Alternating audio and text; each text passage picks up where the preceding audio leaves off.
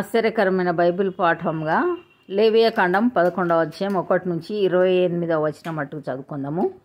మరియు యెహోవా మోషే అహరోనులకు ఈలాగు సెలవిచ్చాను, మీరు ఇశ్రాయేలీయులతో ఇట్లనుడి, భూమి మీదనున్న జీవులన్నిటిలోనూ మీరు ఈ జీవులను మాత్రం తినవచ్చును. జంతువులలో ఏది డెక్కలు గలదై నెమరువేయునో దాన్ని తినవచ్చును గాని నెమరువేయు వాటిలోనూ 2 డెక్కలు గల వాటిలోనూ వీటిని తినకూడదు. ఒంటె నెమరువేయును గాని దానికి 2 డెక్కలు లేవు గనుక అది మీకు అపవిత్రము.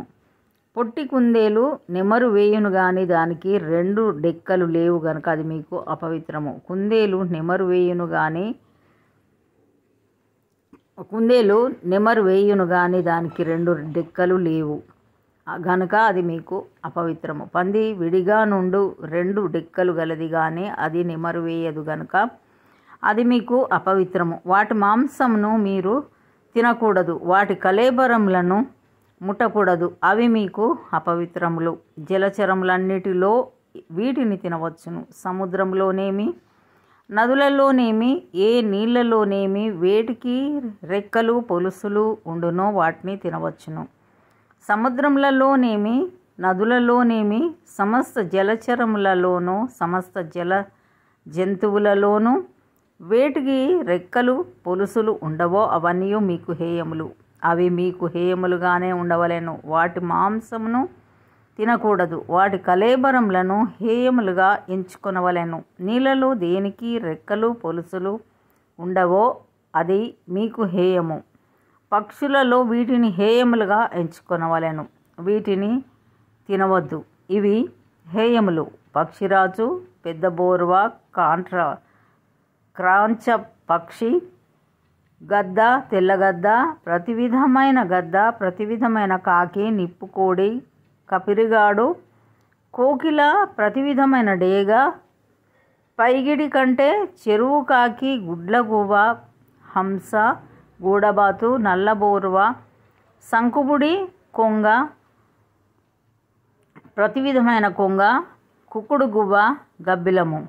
రెక్కలు కలిగి 4 కాళ్లతో చరించు చరములన్నీ మీకు హేయములు. అయితే 4 కాళ్లతో చరించుచు నేల గంతులు వేయుటకు కాళ్ల మీద తొడలు గల పురుగులన్నీ తినవచ్చును. నేత మిడత గాని చిన్న మిడత గాని ఆకు మిడత గాని మిడతలలో ప్రతి విధమైనది తినవచ్చును. 4 కాళ్ళు గల పురుగులన్నీ మీకు హేయములు, వాటి వలన మీరు అపవిత్రులగుదురు. వాటి కళేబరములను ముట్టిన ప్రతివాడు సాయంకాలం వరకు అపవిత్రుడగును. వాటి కళేబరములలో కొంచెమైనను మోసిన ప్రతివాడు తన బట్టలు ఉదుక్కొని సాయంకాలం వరకు అపవిత్రుడగును. 2 డెక్కలు గల జంతువులన్నిటిలో విడిగా చీలిన డెక్కలు లేకయు నెమరు వేయకయు నుండునవి మీకు అపవిత్రములు. వాటి కళేబరములను ముట్టిన ప్రతివాడు అపవిత్రుడగును. 4 కాళ్లతో నడుచు సమస్త జీవరాశులలో ఏవి అరకాలితో నడుచునో అవన్నీ అపవిత్రములు. వాటి కళేబరములను ముట్టిన ప్రతివాడు సాయంకాలం వరకు అపవిత్రుడగును. వాటి కళేబరంను మోసిన ప్రతివాడు తన బట్టలు ఉదుకొని సాయంకాలం వరకు అపవిత్రుడగును, అవి మీకు అపవిత్రమైనవి. ఇంతటితో ఈ దినం కొరకైన బైబిల్ పాఠము సరి.